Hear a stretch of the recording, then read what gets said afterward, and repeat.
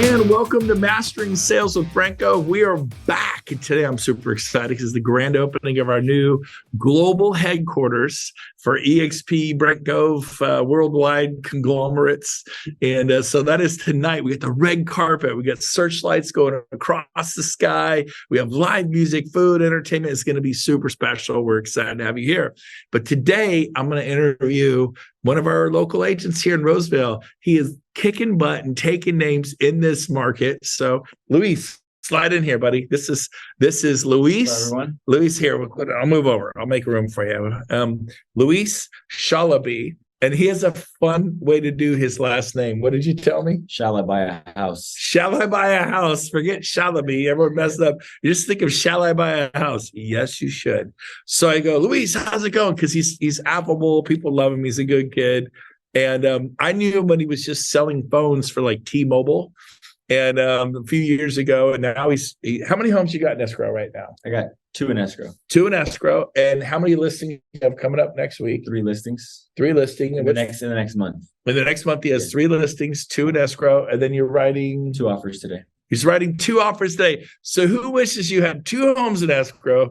You're writing 2 offers, and you have 3 listings coming up. And so that's pretty good. That's like 7 different points of business in this market. So he could say, well, I'm young. Look at him. I'm young, I can't do it, or you can just go out and do it. I'm old, I can't do it, or you can just go out and do it. Doesn't matter if you're young. Doesn't matter if you're old. It's not magic. It is motion. So, Luis, let me ask you what everyone's wanting to ask you here. Sure. What do you attribute your success to? Like, where are you getting this business from? How are you succeeding in this market? Number one success in 2024 has been open houses, which, Big Bob Brent has been, preaching for literally years before I was in the game. And so open houses is number one. And then the fortune is in the follow-up. If you're doing open houses the proper way and you're following up, that's where I'm getting the most amount of my business. Funny enough, the 2 deals that I've gotten escrow this year are both from open houses, and they all got in contract within a week. And so that's just kind of having a good open house experience and then following up immediately after. And then other than that, just having really good rapport with past clients and current clients, VIPs, sphere of influence, just always staying on top of that, making sure that you don't drop the ball on the people that love and care for you the most. And then lastly is just social media. And I don't do anything special on social media, so I don't want to pretend like I can give some crazy masterclass or anything, but all I do is just be present, post informative information, and I do like simple reels and walkthroughs on homes, and that's pretty much it. That's about it. I love it. So let's break down the open house thing. And he says, you don't have a bunch of listings. You're calling other people and saying, hey, can I hold the home open? Yep. 2 of them were my own listings like late last year, but most of the times I'm just calling agents or Johnny or Drew or whoever it might be. So you call agents, he calls agents, he knows. Do you ever call strangers? Yeah, all the time. I call all the time. I love this. Do you ever call strangers from other companies? All the time. Do you hear that? Like, you mean we could hold Coldwell Banker open and Remax, or I love the independents. They'll let you do anything. Sometimes Coldwell Banker, we don't allow that. Sotheby, we don't allow that. Then the next Sotheby's agent's like, oh, heck yeah. You can do that. And so the next call, oh, heck yeah. So we do it all the time. We get open houses in area. Don't take the easy open house. What's that? It's one that comes over the email, hey, anybody want an open house? And then you look at where it is, and there's been 5 drive-by shootings.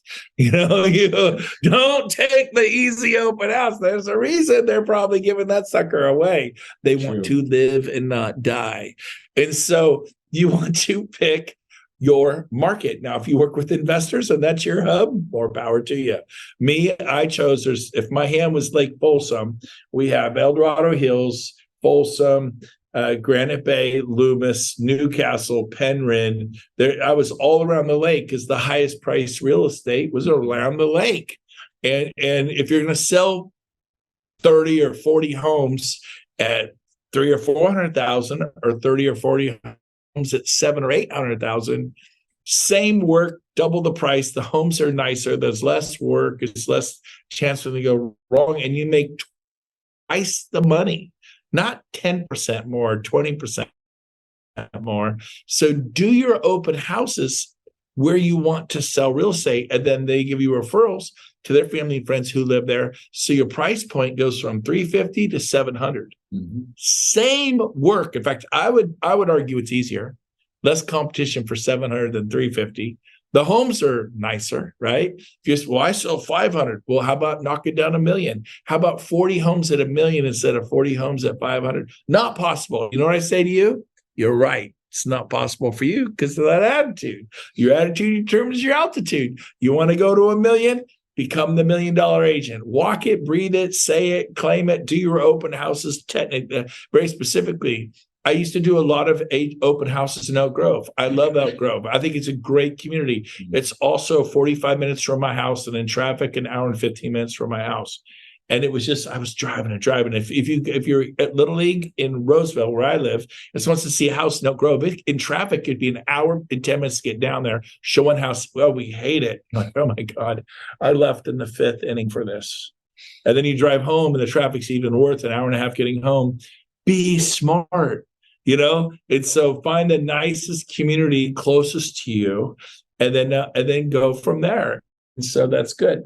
Yeah, I was pounding his knee. He wanted a fist bump. Okay, so real quick, you mentioned you got a town site, right? I've been telling everyone they should get a town site. Searched and out you to think Drew. your first month, right? Yep. And you already got what? Your first buyer, you think? Yeah. Yes, I got my first Google inbound call. So where someone told me, hey, I found you on Google. I did some research. I saw the reviews and you seemed like the most legit one. And I've, in 5 years almost of real estate, I've never had an inbound Google call. And all of a sudden it's a town site with AI built into it, elevates him, bam, and there's a commission. So if you don't know about town sites, reach out to Drew. He can help you with that, or me, and I'll connect you to Drew. So that's a cool thing. Anything else you want to encourage them with as far as putting homes in escrow, or just open houses is your main thing? I feel like right now in the market, this is like the perfect market where people have their hands up. Like rates are coming down and there's a lot of straggler buyers. Pretty much every single open house have gotten minimum like 3 leads.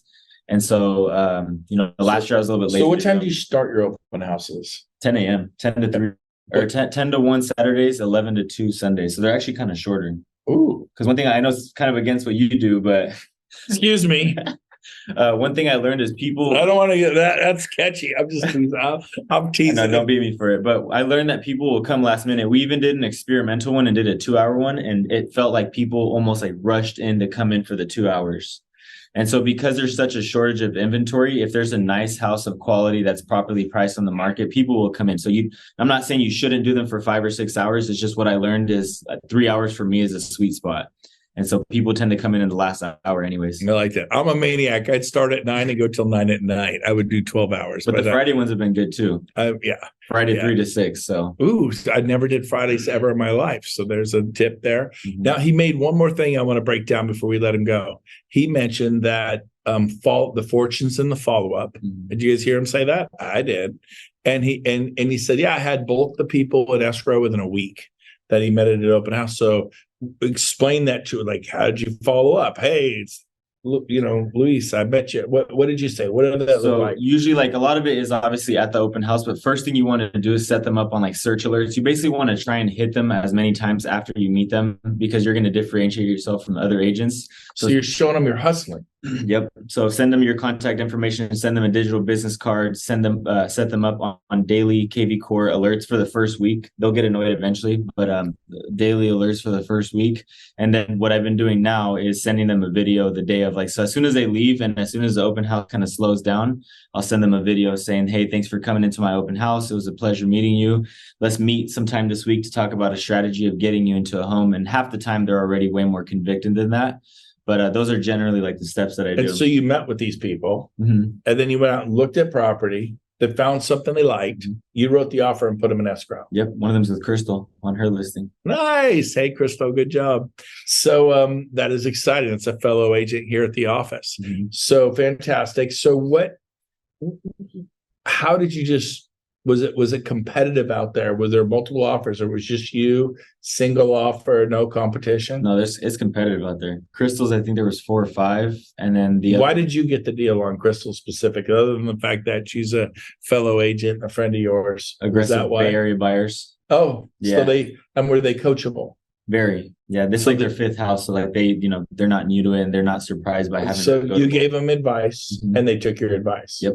What was some of the advice you gave them with Crystal? Like, what did you say to get the deal? Like, what were some of the things you had them do? So Crystal's people, they're contingent on selling their property. So I said, hey, are you guys in a rush to move into the home or can we be flexible? Because sometimes it's not always price that's a benefit to the seller. Sometimes it's their convenience. And so we came in strong and my sellers were like, they can take 2 months if they want. We're not in a rush to move in. We did have to ball a little bit on the price point, but I think we ended up matching the other highest offer in terms of price. But where we won was the fact that we were more flexible on giving them time to find the replacement property. So just understanding and keep in mind, like a lot of times you have to understand the seller situation. Obviously our fiduciary duty is to our buyers, but it's helpful to know the full rundown of what's important to the seller and the agent. So let me stop you there. How do you understand the seller situation? Did you ask a lot of questions of the listing agent? Let's say you're the listing agent. Hey, Brent, this is Luis. I have a client that's super interested in submitting an offer and just want to ask you a few quick questions and also understand what's important to your seller and to you that would make us competitive coming into this offer situation. But then that's pretty much they it. start telling you. And then they spill the beans. I love it. And then you take that information and craft an offer that scratches the seller where they itch. And for me, say all I care about is I want to use First American Title or Old Republic. And yeah. You go from there. Good. I have some sellers that want to close for 45 days. I said, how about this? Why? Because they're not ready to move for 45 days. I go, how about this, Luis? Why don't we close in 15 and we'll let your seller stay for 30 days rent-free, no security deposit. You get paid in 15 days. Seller gets their proceeds in 15 days, but they don't have to move for 45. Oh, you do that? I go, And so everyone else listens to the listing agent writes 45, 45, 45. I go, by the way, those 45, you have 5 offers. They're all 30, 40, 45 day closes. If something goes wrong, you're starting over and you're not getting paid. With me, you get paid in 15 days. Your seller gets all their proceeds in 15 days. Remember the greatest radio station in the world, WIFM, what's in it for me? But you're going to get paid in 15 days. I like that. I'm excited about that. You excited? Your seller, tell them they get all their proceeds and they can move out peacefully 30 days after that, no charge. And they would normally pay the bank for 30 days. So whatever their payment is, that's like a tip. So do you know what their payment is? Yeah, it's like $2,400. So they're going to get a $2,400 tip. They're going to be able to stay there, not pay the bank. I tell my clients, you want rent money or do you want the house? Do you want to be like, well, I want both. I go, here's how that works. If you go after the $2,400 rent money, now they're going to take their time and you're going to get in a bidding war. Instead of $2,400, you're going to pay $24,000 more. Again, do you want a little rent money or do you want the house? And your clients were coachable. They listen to you. Yeah. You're awesome, Luis. Thanks for being on today. You. All right. Luis Shalabi, everyone, or shall I buy a house? I love that. It's hilarious. And remember my slogan, don't rent, buy from Brent. Okay, I made that up. I've never used it. It's very corny, but I had to say it. We're very excited and we'll see everyone next week. Bye for now, guys. Thank you, Luis. Thank you.